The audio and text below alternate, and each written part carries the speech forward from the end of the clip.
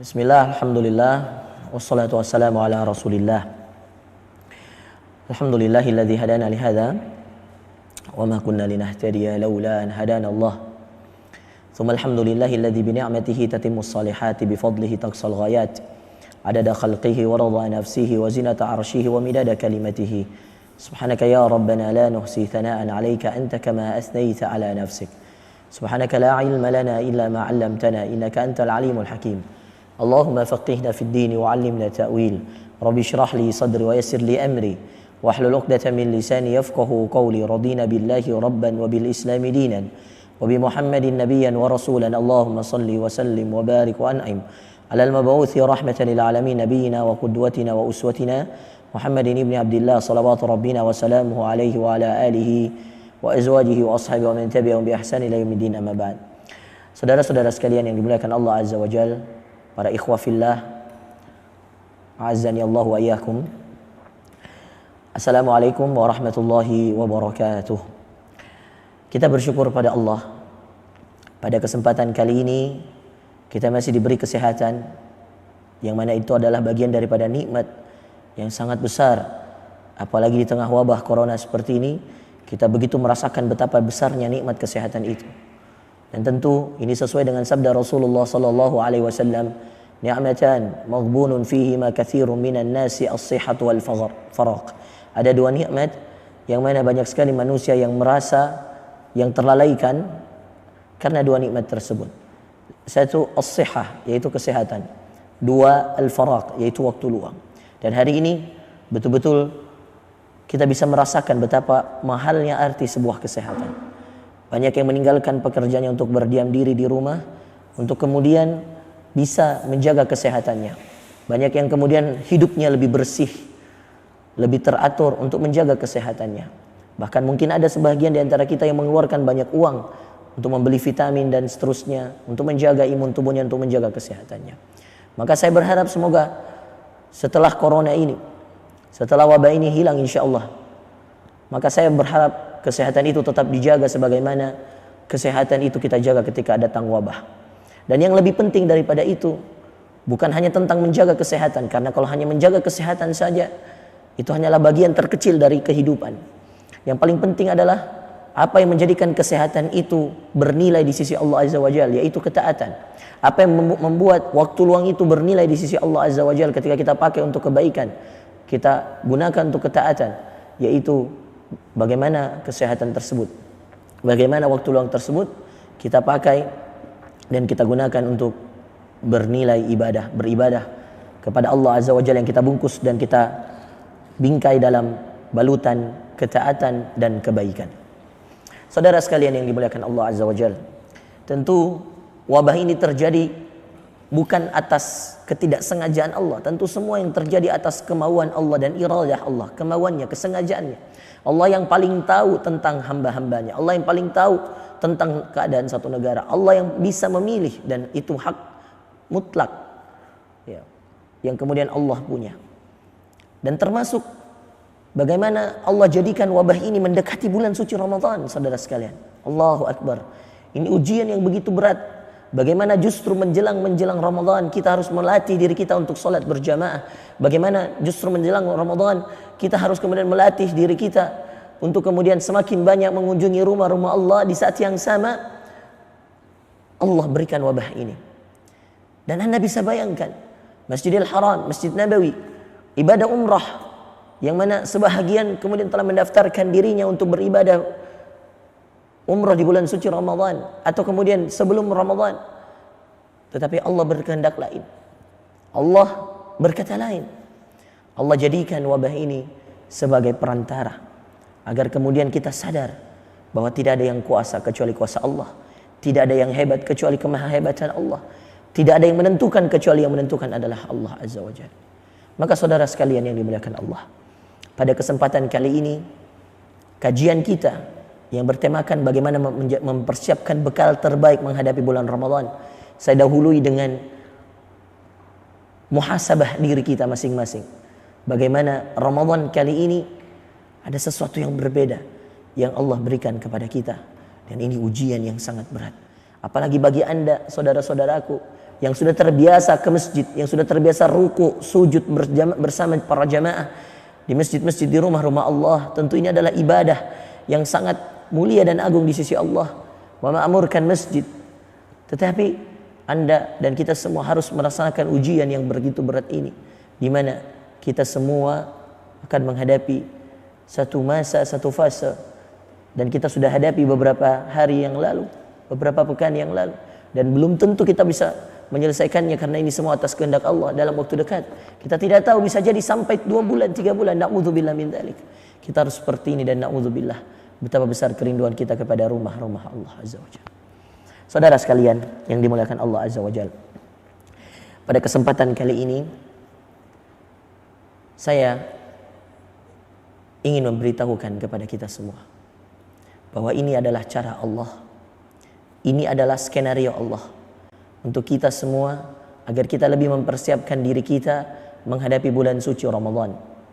Dan tentu sebagaimana sabda Rasulullah sallallahu alaihi wasallam tentang yang dikatakan oleh Aisyah radhiyallahu anha tentang apa yang harus dipersiapkan dan apa yang kemudian dipersiapkan oleh Rasulullah sallallahu alaihi wasallam ketika beliau masuk pada bulan Sya'ban. Berkata Ummul Mukminin Aisyah radhiyallahu anha, kata Aisyah dalam sebuah hadis yang sahih, Aisyah mengatakan bahwa tidaklah Rasulullah sallallahu alaihi wasallam masuk pada bulan Sya'ban kecuali beliau memperbanyak puasanya. Dan sampai dikatakan dalam hadis tersebut, sampai saya mengira bahwa beliau berpuasa selama 1 bulan penuh. Coba Anda bayangkan, sampai saya mengira bahwa beliau berpuasa selama 1 bulan penuh. Saudara sekalian yang dimuliakan Allah Azza wa Jalla, ini menandakan, para ulama dan para ahli hadis mengatakan bahwa ini bukti bahwa Rasulullah sallallahu alaihi wasallam hampir-hampir berpuasa di setiap harinya pada bulan suci Sya'ban, pada bulan Sya'ban. Tetapi tentu tidak ada bulan yang Rasulullah berpuasa 1 bulan penuh kecuali bulan suci Ramadan. Maka berkata para ahli hadis dan para ahli ilm, para ulama, dikatakan bahwa yang dimaksud oleh Aisyah bahwa beliau seakan berpuasa 1 bulan penuh adalah kebanyakannya. Maka persiapan terbaik menghadapi sesuatu yang terbaik adalah dengan cara yang sama. Itulah kenapa Allah jadikan, perhatikan, Allah jadikan persiapan terbaik untuk kemudian solat 5 waktu itu ada solat sunnah sebelumnya. Dalam hadis yang sahih Rasulullah sallallahu alaihi wasallam mengatakan, bainal adzanain, antara 2 adzan salah. Ada sebuah solat, yaitu solat 2 rakaat. Antara satu adzan dengan adzan yang lain, ya, antara adzan dan iqamah, di setiap solat 5 waktu itu ada solat. Subuh, zuhur, asar, maghrib, isya, semua ada solatnya. Ini di luar dari solat rawatib yang Allah tentukan. Dalam rawatib ada 12. Kata Rasulullah sallallahu alaihi wasallam dalam hadis, man shalla 12 raka'ah, siapa yang salat 12 rakaat setiap harinya, yang dimaksud 12 rakaat adalah salat sunnah rawatib. Apa itu salat sunnah rawatib? Salat yang diikutkan sebelum maupun setelah salat fardu. Nah, ada 12 rakaat. Siapa yang salat, kata Rasulullah sallallahu alaihi wasallam, siapa yang salat 12 rakaat ini, maka Allah bangunkan rumah baginya di surga. Apa 12 rakaat salat sunnah rawatib ini? Rasulullah menjabarkan dalam hadis yang lain. 4 rakaat sebelum zuhur, 2 rakaat setelahnya, maka 6. Asar tidak ada rawatibnya. Lalu kemudian 2 rakaat setelah maghrib, lalu 2 rakaat setelah isya, dan 2 rakaat sebelum subuh. Maka di total ada 12 rakaat. Siapa yang mengerjakannya akan dibangunkan Allah rumah di surga. Tapi mari kita ngecek kembali hadis-hadis yang lain. Pertama, hadis umum tadi. Hadis umumnya adalah antara 2 azan ada 1 solat, yaitu 2 rakaat. Jadi setiap solat, subuh, zuhur, asar, maghrib, isya, setiap antara azan dan iqamah Anda boleh solat 2 rakaat dengan niatan antara azan dan iqamah. Lalu kemudian yang kedua, ada hadis-hadis khusus tentang solat-solat tertentu. Contoh, solat asar. Solat asar itu tidak ada rawatibnya. Tidak ada solat yang termasuk dalam 12 rakaat rawatib tadi, baik sebelumnya maupun setelahnya.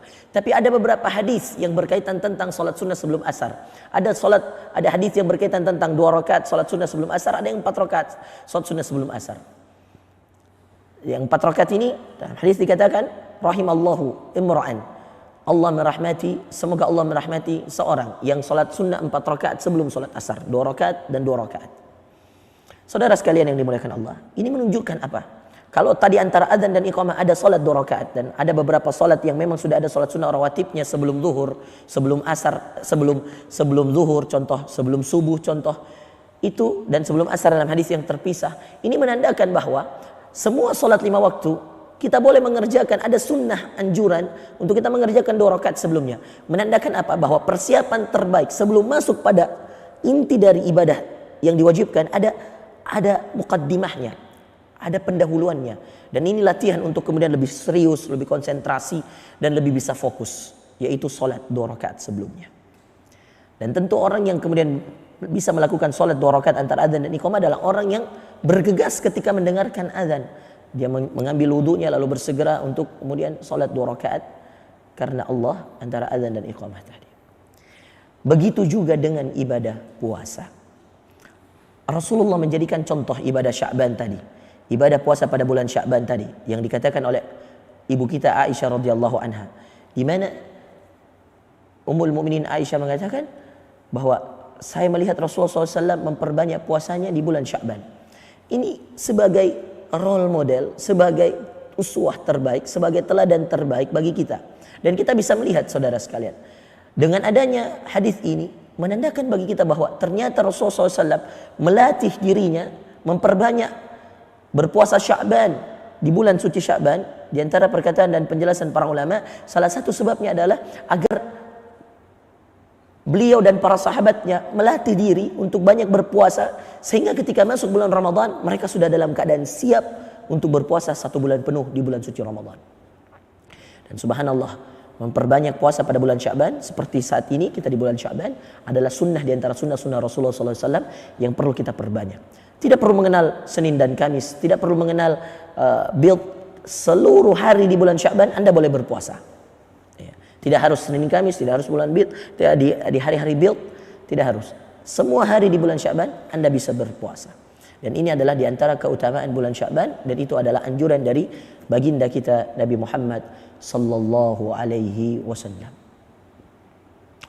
Saudara sekalian yang dimuliakan Allah Azza wa Jalla, maka persiapan terbaik untuk memasuki bulan suci Ramadan, bekal terbaik untuk memasuki ibadah puasa 1 bulan penuh yang diwajibkan Allah. Hanya ada 1 puasa yang Allah wajibkan kepada kita, yaitu puasa di bulan suci Ramadan. Dan tahukah Anda, sebelum diwajibkan puasa ini ada 3 tahapan Allah mewajibkan puasa Ramadan. Pertama, puasa yang paling pertama Allah wajibkan adalah puasa Ashura, tanggal 10 Muharram, yang diwajibkan kepada Rasulullah SAW dan kepada seluruh sahabatnya. Lalu kemudian datang kewajiban yang kedua, yaitu puasa di bulan suci Ramadan. Ya. Tetapi dalam keadaan konteks pilihan, Anda boleh puasa, Anda boleh membayar fidyah. Ya. Nah, ini sesuai dengan ayat Allah, wa 'alal ladzina yutiqunahu ya fidyatun ta'amu miskin. Ya. Dan siapa yang mampu ya untuk kemudian membayar puasa, maka dia membayar fidyah untuk orang-orang miskin. Jadi setelah puasa Ashura ada puasa Ramadan tapi dalam bentuk pilihan. Barulah kemudian Allah wajibkan kepada Rasulullah puasa Ramadan 1 bulan penuh. Nah, ini kronologi asbab nuzul cerita bagaimana puasa Ramadan itu diwajibkan kepada baginda kita Rasulullah SAW. Rasulullah SAW selama hidupnya puasa 9 kali Ramadan. Perhatikan, 9 kali beliau berpuasa selama hidupnya di bulan suci Ramadan. 5 diantaranya beliau berpuasa 29 hari. 4 sisanya beliau berpuasa selama 30 hari. Nah, saudara sekalian yang dimuliakan Allah Azza wa Jalla, kita kemudian mengambil kesimpulan bahwa Allah ketika mewajibkan puasa Ramadan kepada baginda Rasulullah SAW tidak langsung turun diwajibkan seperti itu, tidak. Seperti salat. Salat yang paling pertama dianjurkan Allah kepada Rasulullah SAW yaitu salat malam, sebelum diturunkan salat yang 5 waktu. Begitu juga dengan puasa, sebelum diturunkan puasa Ramadan, yang paling pertama diwajibkan oleh Allah adalah puasa Ashura, tanggal 10 Muharram. kepada Rasulullah SAW. Ini menandakan bahwa Allah ingin ada pendahuluan. Sebelum masuk pada yang diwajibkan, Allah berikan pendahuluan. Tes, dicoba, mampu atau tidak. Lalu kemudian diturunkanlah syariat. Dan ini adalah rahmat Allah, kasih sayang Allah. Andai kata Ramadan itu langsung diturunkan, mungkin sebahagian sahabat di waktu itu merasa keberatan atau mungkin ada yang belum terbiasa. Nah, saudara sekalian yang dimuliakan Allah Azza wa Jal, baru kemudian yang ketiga, tahapan yang ketiga, diwajibkanlah Ramadan itu. Setelah tadi diwajibkan dalam kategori boleh dipilih antara berpuasa atau membayar fidyah, baru kemudian yang ketiga diwajibkan secara mutlak kepada seluruh sahabat Rasulullah dan kepada seluruh kita yang hadir hari ini, yang hidup hari ini, umatnya Rasulullah sallallahu alaihi wasallam.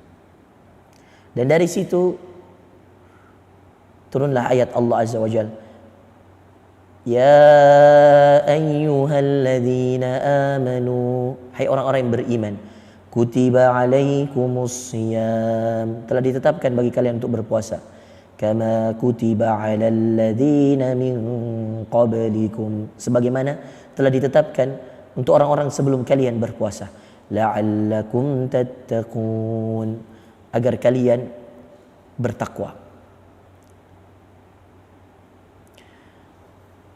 Saudara sekalian, maka turunlah ayat, faman syahida minkumus syahra falyasum, diwajibkanlah secara mutlak.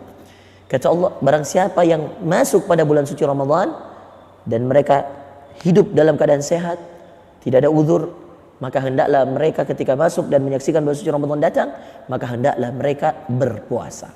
Maka ini ayat diwajibkannya puasa. Nah, maka bekal terbaik untuk menghadapi bulan suci Ramadan adalah latih dirimu di bulan Sya'ban yang seperti ini untuk banyak-banyak berpuasa. Muqaddimahnya Ramadan adalah puasa Sya'ban kita ini. Latih sebanyak-banyaknya, berpuasa sebanyak-banyaknya. Nah, bagi yang punya utang, bayarkan di bulan Sya'ban.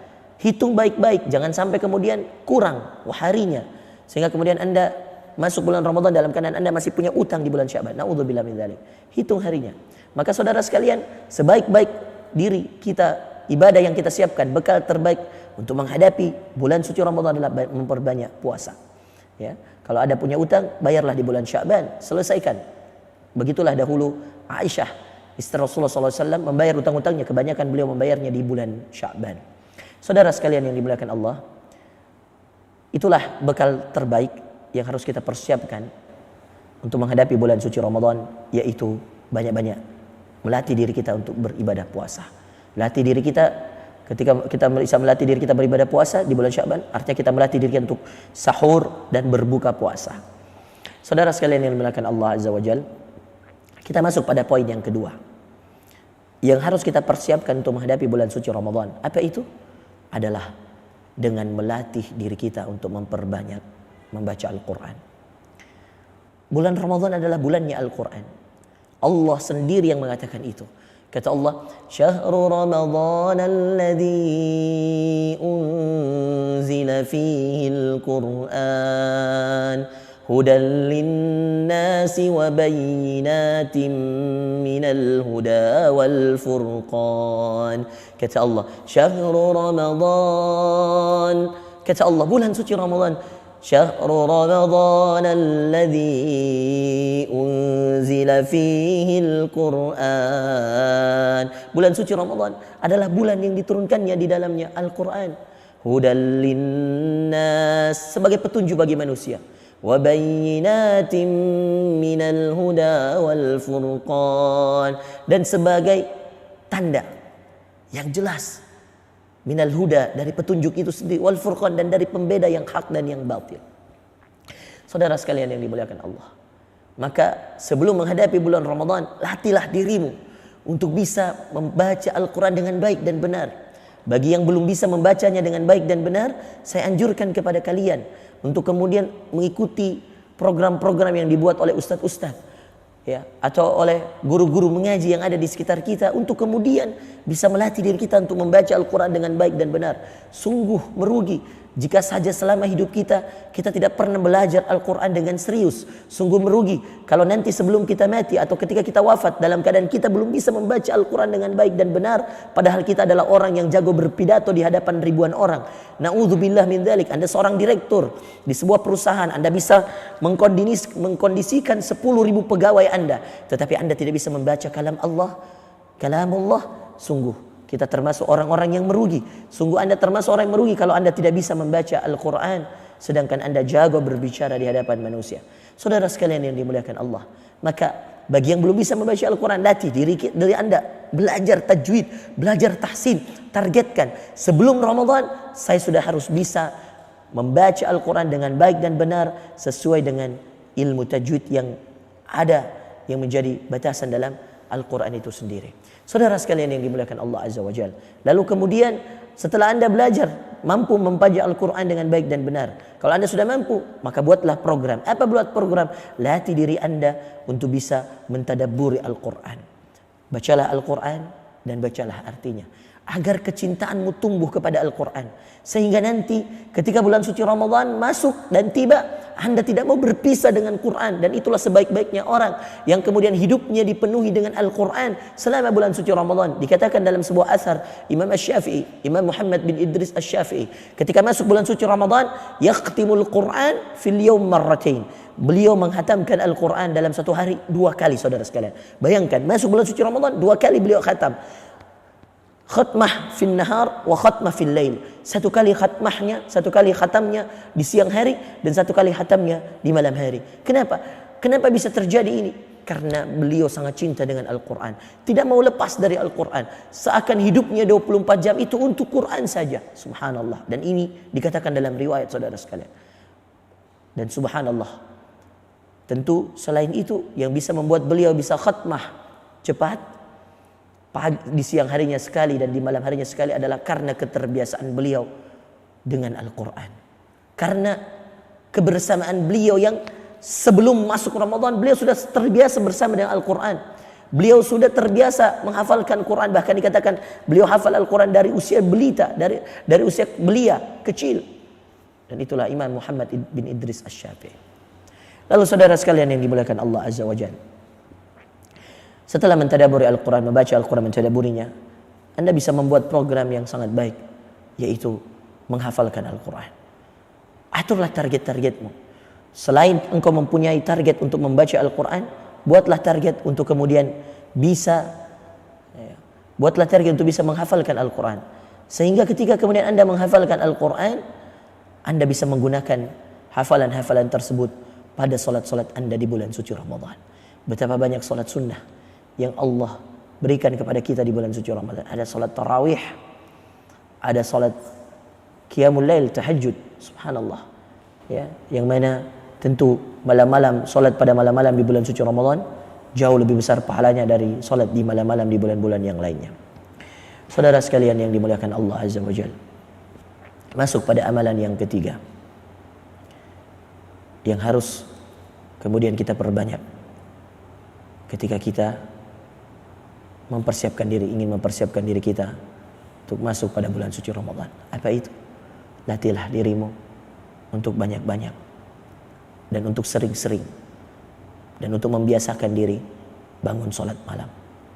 Karena sungguh salat di bulan Lailatul Qadar, di bulan Ramadan, ada salat, ada ibadah pada 10 malam terakhir di dalamnya, yang mana jika Anda bangun salat di malam tersebut atau bangun beribadah di malam tersebut, Anda akan mendapatkan malam yang lebih baik daripada 1000 bulan. Kata Allah dalam Al-Qadar, Allah berfirman, a'udzubillahi minasyaitonirrajim, inna anzalnahu fi lailatul qadar. Sungguh kami turunkan Al-Quran ini pada sebuah malam yang namanya malam Lailatul Qadar. Lailatul Qadri khairun min alfi syahr. Satu malam pada bulan Lailatul Qadar ini lebih baik daripada 1000 bulan. Anda tahu berapa lama 1000 bulan itu? Kalau kita bagi dengan usia kita, itu sama dengan 83 tahun, saudara sekalian. Allah, satu malam kita beribadah di dalamnya lebih baik daripada 83 tahun kita beribadah. Dan ini tentu adalah karunia dari Allah Azza wa Jalla kepada kita. di mana Allah Subhanahu wa taala memberikan kepada kita malam ini sebagai hadiah di bulan suci Ramadan. Makanya Rasulullah sallallahu alaihi wasallam dikatakan dalam sebuah riwayat, beliau dikatakan sebaik-baik beliau adalah sebaik-baik beliau pada bulan Ramadan. Bayangkan, di luar bulan Ramadan beliau sudah sangat baik, sangat mulia akhlaknya. Bagaimana ketika masuk pada bulan suci Ramadan? Ya, Anda bisa bayangkan, beliau bersifat dengan sikap yang terbaik, ya. Di luar bulan suci Ramadan, maka bayangkan kalau beliau mengatakan sebaik-baik beliau adalah di bulan suci Ramadan. Bagaimana begitu mulia akhlaknya di bulan suci Ramadan. Dan beliau mengatakan, ya, pada 10 malam terakhir beliau beriktikaf. Beliau menghidupkan malamnya.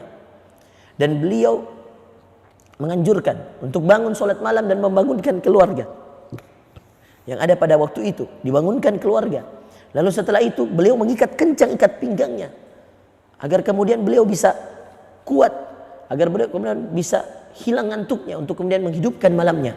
Dan itu dilakukan oleh manusia terbaik Rasulullah sallallahu alaihi wasallam di 10 malam terakhir pada bulan suci Ramadan. Saudara sekalian, kalau Anda terbiasa hari ini untuk bangun salat malam, maka beruntunglah Anda ketika Anda masuk bulan suci Ramadan. Latihlah dirimu khususnya di sepertiga malam terakhir, karena ada satu malam di sana. Kejarlah, carilah malam itu. Ya, malam yang begitu mulia, malam yang lebih mulia dari 1000 bulan, yang mungkin usia kita pun belum tentu sampai pada 1000 bulan tersebut. Yang keempat, saudara sekalian, bekal terbaik untuk masuk pada bulan suci Ramadan, yaitu dengan memperbanyak bersedekah. Dan sedekah ini khusus secara umum, kalau kita bahasakan sedekah itu adalah amalan yang berkaitan dengan hamba Allah yang lain atau menolong hamba Allah yang lain. Bersedekah. Latih diri Anda untuk terbiasa mengeluarkan harta Anda untuk memberikan makanan dan minuman kepada orang-orang yang membutuhkan. Apalagi pada bulan suci Ramadan, kalaulah saja di luar bulan suci Ramadan orang yang memberikan makanan dan minuman kepada orang yang berpuasa, maka baginya pahala puasa seperti yang berpuasa pada puasa sunnah tersebut. Maka bagaimana dengan orang yang memberikan makanan dan minuman kepada orang yang berpuasa pada bulan suci Ramadan? Mari, saya mengajak diri saya dan antum semua yang hadir hari ini untuk kemudian kita bergegas melatih diri kita saat ini di bulan Sya'ban ini, apalagi di tengah wabah corona ini. Latih dan salurkan harta-hartamu. Latih dirimu sebagai bekal terbaik menghadapi bulan suci Ramadan. Karena orang yang mengetahui kepentingan suatu hal, orang yang mengetahui pentingnya sesuatu, maka akan dia mempersiapkan dengan sesuatu yang penting juga. Orang penting tahu tentang arti kepentingan. Orang yang betul-betul mengerti tentang kemuliaan, maka dia akan mempersiapkan dirinya untuk menghadapi atau mengejar kemuliaan itu.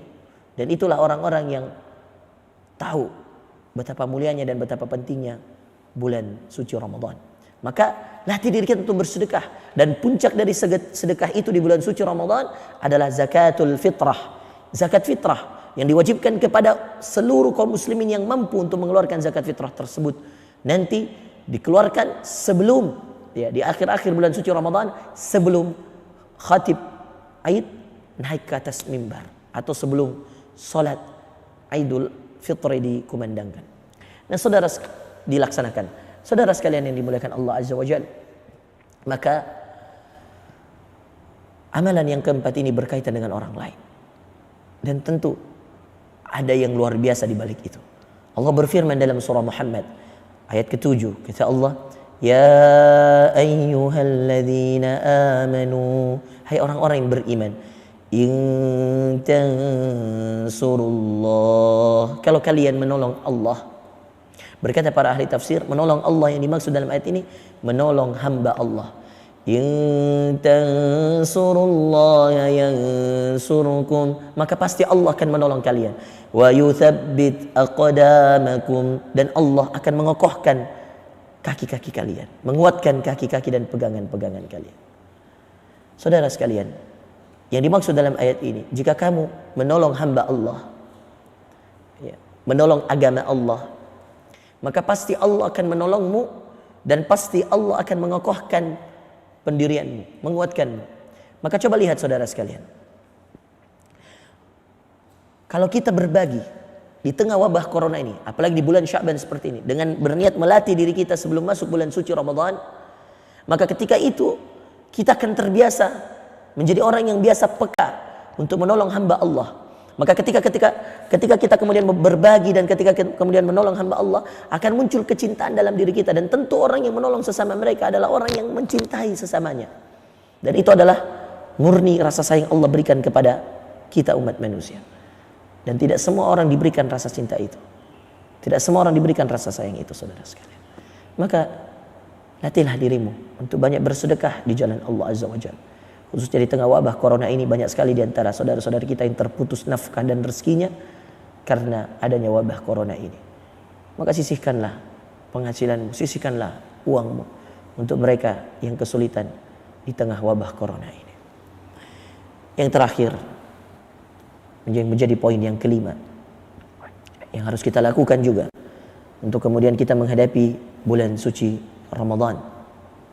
Di antara amalan yang penting dan kita dianjurkan untuk memperbanyak melakukan amalan ini, ibadah ini, adalah memperbanyak berdoa kepada Allah Azza wa Jalla. Mintalah kepada Allah, mintalah kepadanya agar Allah Subhanahu wa taala memberikan kepada kita kekuatan, memberikan kepada kita keimanan, memberikan kepada kita kesehatan, memberikan kepada kita taufik dan hidayah, agar Allah Subhanahu wa taala mengizinkan kita untuk masuk dan untuk bisa taat pada bulan suci Ramadan. Bukan hanya bisa sampai pada bulan suci Ramadan, karena akan banyak orang yang Anda saksikan nanti kelak masuk pada bulan suci Ramadan, Allah berikan kekuatan, kesehatan, tapi Allah cabut darinya keimanan dan ketaatan. Maka mintalah kepada Allah, ya Allah, berikan kepadaku kekuatan, keimanan, ketaatan, kesehatan agar aku bisa masuk pada bulan suci Ramadan. Dan ya Allah, kuatkan aku untuk menghadapi bulan suci Ramadan, dan izinkan aku menjadi hamba yang beruntung di bulan suci Ramadan dengan banyaknya amal saleh, ibadah dan ketaatan di sisimu ya Allah ya Rabbal Alamin. Saudara sekalian yang dimuliakan Allah Azza wa Jalla, apa ibadah itu? Yaitu doa. Ibadah yang akan menutup bekal-bekal kita hari ini. Berdoa kepada Allah Azza wa Jalla. Mintalah kepada Allah dengan serius. Berdoalah kepada Allah dengan penuh kekhusyuan. Karena seseorang akan dilihat kecintaannya kepada sesuatu dengan dilihat keseriusannya meminta kepada Allah tentang sesuatu itu. Kalau Anda memang butuh, benar-benar butuh, berdoalah kepada Allah dengan sebenar-benarnya doa. Dengan sebenar-benarnya doa, untuk kemudian Anda buktikan kepada Allah bahwa Anda betul-betul butuh kepada Allah, dan berdoalah kepada Allah. Kalau Anda betul-betul mencintai Allah, kalau Anda benar-benar mencintai bulan Ramadan, kalau Anda benar-benar mencintai Rasulullah dan rindu kepada tamu yang mulia ini yang hanya datang sebulan dalam 1 tahun yang ada, maka pasti Anda akan mengangkat kedua tangan, atau kemudian Anda akan berdoa di saat sujud Anda, atau berdoa di waktu-waktu yang mustajab sambil menangis, ya Allah, izinkan hamba-Mu untuk masuk pada bulan Ramadan, izinkan hamba-Mu untuk mendapatkan Lailatul Qadar pada bulan Ramadan ini. Ya Allah, di tengah wabah corona ini, izinkan kami ya Allah untuk bisa salat berjamaah di bulan suci Ramadan. Izinkan kami ya Allah untuk kemudian bisa salat tarawih bersama-sama. Izinkan kami untuk bisa qiyamul lail bersama-sama. Izinkan kami untuk bisa berbuka puasa bersama-sama. Saudaraku, kalau kemudian kita serius untuk masuk pada bulan Ramadan ini dan minta kepada Allah agar wabah corona ini diangkat oleh Allah Azza wa Jalla. Bagimu yang telah rindu dengan masjid, bagimu yang telah rindu dengan salat berjamaah, kamu bisa bayangkan betapa beratnya kehidupan kita nanti di bulan suci Ramadan, ketika kita harus berjamaah di rumah-rumah kita. Betapa beratnya kita harus melewati malam-malam di bulan suci Ramadan, ketika kita harus sholat malam, harus sholat tarawih di rumah-rumah kita. Itu nikmat yang Allah akan cabut. Na'udzubillah, tsumma na'udzubillah. Maka jika kita serius, saudara sekalian, mintalah pada Allah dengan serius, dengan sungguh-sungguh, dengan fokus. Ya Allah, angkat wabah ini ya Allah, agar kami bisa menikmati ibadah Ramadan kami, Ya Allah, angkat wabah ini agar kami bisa kembali ruku dan sujud berjamaah di bulan suci Ramadan, ya Allah. Ya Allah, angkat wabah ini dari kota kami, dari negeri kami, ya Allah, agar kami bisa berbuka puasa bersama-sama, agar kami bisa berkumpul dalam ketaatan, agar kami bisa kembali bermajelis ilmu di bulan suci Ramadan ini, ya Allah. Berdoalah dan yakinilah bahwa Allah menjawab doa-doa kita. Tentu dengan melihat keadaan yang semakin hari semakin bertambah jumlah korban, semakin bertambah jumlah pasien yang dalam pengawasan. Tentu dengan melihat keadaan sekarang, kita tentu pesimis. Tapi ketahuilah saudaraku, kita punya Allah. Kita punya Allah yang maha berkuasa, yang tidak pernah mengingkari janjinya, yang mengatakan, Udu'uni astajib lakum, berdoalah kepadaku, maka aku akan jawab doa-doa kalian. Dan Allah juga yang mengatakan, wa idza sa'alaka ibadi anni. Di antara ayat-ayat puasa yang ada dalam surah Al-Baqarah, Allah selipkan satu ayat tentang doa, yang ketika Allah mengatakan, wa idza sa'alaka ibadi anni fa inni qarib. Wahai Muhammad, ketika ada hambaku yang bertanya kepadamu tentang aku, maka jawablah kepadanya bahwa aku begitu dekat. Ujibu da'watan da'i idza da'an. Aku menjawab doanya orang-orang yang berdoa ketika dia berdoa kepada aku, wahai Muhammad. Ujibu da'watan da'i idza da'an. Camkan kalimat ini, catat baik-baik kalimat ini dalam hati kita. Aku jawab doanya hambaku yang berdoa ketika dia berdoa. Falyastajibuli, maka hendaklah mereka mengikuti aturan-aturanku, menaati perintahku, menjauhi laranganku. Ini syaratnya saudara sekalian agar doa kita diterima. Taati perintah Allah, ikuti maunya Allah, ikuti sunnah Rasulullah, jauhi yang dilarang oleh Allah, tinggalkan yang dilarang oleh Allah. Falyastajibuli wal yu'minu bi, dan hendaklah mereka yakin kepadaku. Maka mari saya mengajak, ini bekal terbaik kita sebelum menghadapi Ramadan. Mari kita berdoa dengan sungguh-sungguh dan dengan keyakinan. Di saat yang sama kita harus buktikan bahwa kita telah mengerjakan perintahnya dan menjauhi larangannya. Falyastajibuli wal yu'minu bi. Allah tidak mungkin ingkar janjinya. Allah yang mengatakan, ujibu da'watad da'i, aku jawab doanya orang berdoa idza da'an, ketika dia berdoa. Dalam ayat yang lain, ud'uni astajib lakum, berdoalah kepadaku maka aku akan jawab doa kalian. Maka saudara sekalian, mari kita sungguh-sungguh untuk berdoa pada Allah. Dan inilah bekal kelima kita untuk menghadapi bulan suci Ramadan. Pada penutup kajian kita yang berbahagia ini, saya ingin meringkas dalam 5-10 menit terakhir bekal-bekal yang tadi kami sebutkan. Yang pertama tadi, latih dirimu bekal terbaik dengan ibadah yang sama dengan yang kau persiapkan, yaitu puasa. Maka masing-masing ibadah hampir semuanya ada muqaddimahnya. Zakat fitrah ada sedekah sebelumnya. Zakat yang setahun ada sedekah yang sebelumnya. Haji ada ibadah muqaddimahnya. Kalau Anda belum mampu untuk berhaji, ada umrah sebagai ibadah kecil dalam haji yang besar. Haji itu besar. Di dalam haji itu ada ibadah umrah. Tawafnya, sa'inya, ya, berihramnya, tawafnya, sa'inya, dan tahallulnya. 4 rukun umrah itu ada dalam haji. Salat seperti saya jelaskan tadi, salat sunnah rawatib sebelum dan setelahnya. Bahkan dijadikan setiap salat 5 waktu, perhatikan, dijadikan setiap salat 5 waktu ada salat sebelumnya, tidak ada salat setelahnya. Jadi contoh, semuanya ada salat sebelumnya.